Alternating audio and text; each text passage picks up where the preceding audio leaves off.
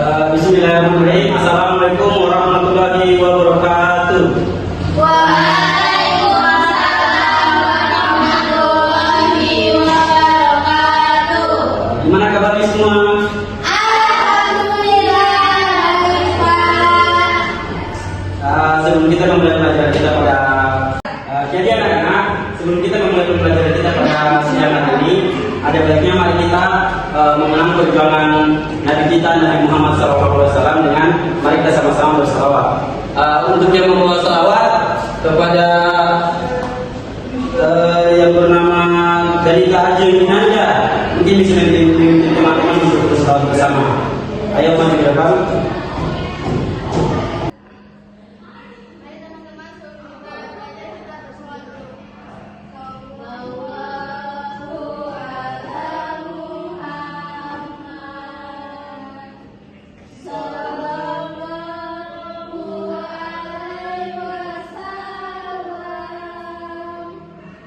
Kita mulai materi kita pada hari ini. Bapak akan absen dulu.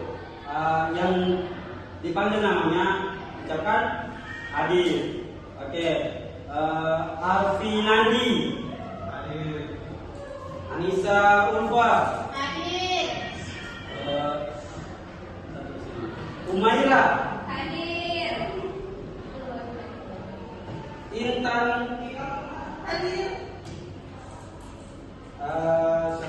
Aulia Nisa. Oke, jadi anak-anak semuanya tolong perhatikan di depan. Di sini ada gambar tentang alat-alat. Lalu apa saja kedudukan air dalam bersuci. Nah, ketika kita mau melakukan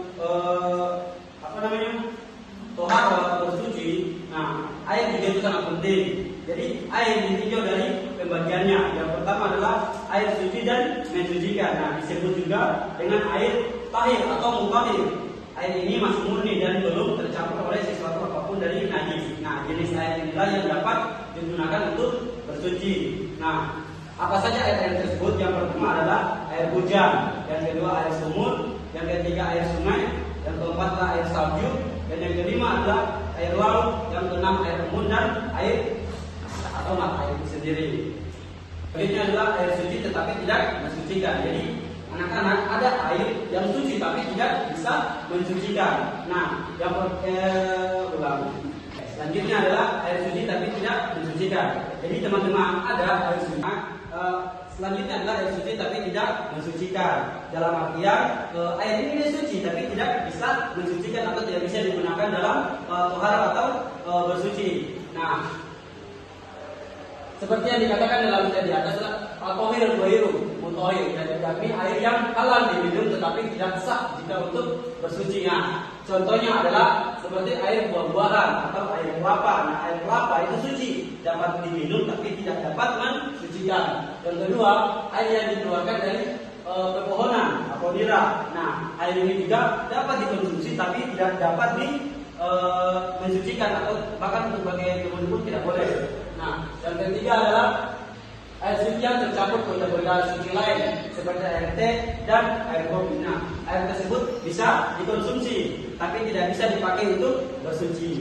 Oke, selanjutnya adalah air muta najis. Nah, apa itu air muta najis? Air muta najis adalah air yang terkena najis atau air ini tidak halal untuk diminum dan tidak sah apabila digunakan untuk bersuci. Nah, air yang sudah berubah warna, bau dan rasanya karena terkena najis. Nah, air ini tidak dapat mensucikan dan tidak boleh digunakan untuk berwudu atau mengkonsumsinya. Itu tidak boleh karena air itu sudah najis. Nah, yang kedua adalah air yang belum berubah warna. Memang mereka belum berubah warna tapi bau dan rasanya. Nah, bau dan rasanya sudah tidak layak. Contohnya air ini sudah baunya sudah tidak enak dan rasanya juga seperti itu. Nah, tetapi jumlah air sedikit. Oke. Selanjutnya adalah air muta najis. Nah, air muta najis yaitu adalah air yang terkena najis. Nah, air ini tidak halal untuk diminum dan tidak sah apabila digunakan untuk bersuci. Nah, contohnya seperti air yang sudah berubah warna, bau dan rasanya sudah tidak Oke, selanjutnya adalah air muta najis. Nah, yaitu air yang terkena najis. Nah, air ini tidak halal untuk diminum dan tidak sah apabila digunakan untuk bersuci. Nah, salah satu contohnya adalah air yang sudah berubah warna, bau dan rasanya. Nah, karena sudah terkena najis.